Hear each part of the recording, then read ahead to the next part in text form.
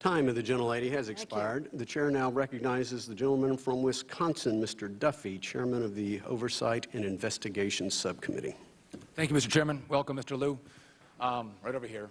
I can't see you through the in front of me. I'm sorry. I just want to revisit a few of the questions that were asked by the chairman. Again, you understand that you have a legal obligation to provide the documents requested and subpoenaed by this committee to this committee. Is that correct?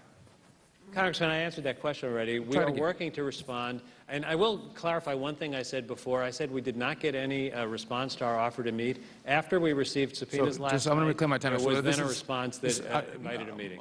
I don't mean to be offensive, but are you having any trouble hearing today? I'm hearing you just fine. Okay, so let's try this one more time. Do you understand that you have a legal obligation to provide documents as subpoenaed? And as I said, we have been responsive, and we continue to work to be responsive. But you're not answering my question. And is it in regard to anyone directing you to not comply with our subpoena? Has that happened? I responded to that question already. What's the answer?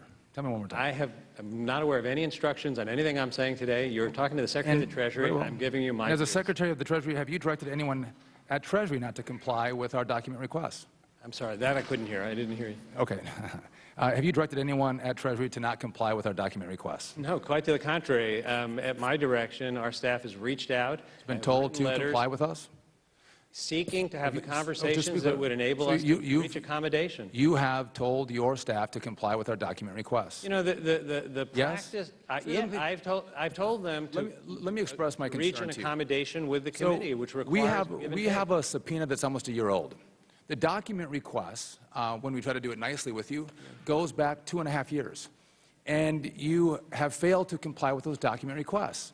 And I think anyone sitting in this room listens to the responses that you gave the chairman, that you gave Mr. Garrett, and you give me. You're not compliant. We ask very simple questions, and you say, I'm not going to answer your question. But you come in and say, listen, ladies and gentlemen, will the gentleman yield? I will not. You come in and say, I'm trying to work with you, I'm trying to answer your questions, I'm trying to be compliant, when you don't even answer simple questions that this committee poses to you. You indicated, I think, in your testimony. Can I ask you a question? Did you read the letter that we sent you last week? Yesterday? Yes. I want to talk about what you sent me yesterday. Are you aware that you sent me... March 18th we sent you a letter. You sent me a document dump last night, yesterday. Are you aware of that? We've been providing documents on a regular basis. Okay, so you provided 1,035 pages, correct? I didn't count the pages, Congressman. Roughly, does that sound about right? We sent a lot of pages.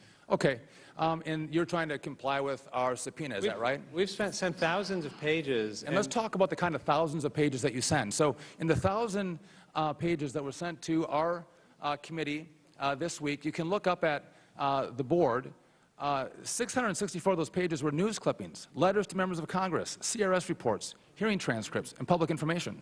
Another 223 pages was private sector research from Finch, Barclays, Merrill Lynch. Another 109 pages was from the Bipartisan Policy Center. And then 39 pages was a memo on the 1985 debt limit impasse.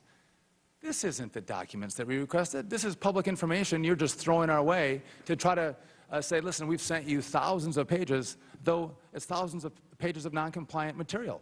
One of the emails that you sent us, I think, is consistent with all of your compliance and your testimony today. At the very top, you'll notice that it says spam. You're sending us spam emails from Treasury and trying to tell this committee that you're complying. And so let me ask you this. We've asked you to provide employees of Treasury, Anwal, Randall DeVolk, Priya Iyer, Patrick Pinchman, and you have refused to allow them to come and be interviewed by this committee. Is that correct? Congressman, we have tried in repeated communications with this committee to arrange meetings to reach accommodations to be able to provide information. You know when we got a response? Mr. Secretary, last night, after the better part of a year. We asked for documents, and as those who oversee you, you should comply. Or you should assert a privilege. The process of responding to these requests is well established. It involves give and take. It is well established. It involves give and take. Are you asserting a privilege? Excuse me? Have you asserted a privilege and why you haven't complied with our document requests? Congressman, we have not yet had the conversations we should have between counsel. Hopefully that will begin immediately, and we'll be able to work our way through. If you look at the answers, Mr. Lew, look at the answers you gave us today. Does anyone here believe that you're going to actually comply with our requests that are 2.5 years old? That you can't even acknowledge that you understand that you have the legal obligation personally Mr. to provide Chairman, these unanimous documents? request. Mr. Lew, Mr. Chairman. Again, you are everything that's wrong with Mr. government. Chairman. The time of the gentleman I have a has unanimous expired. request.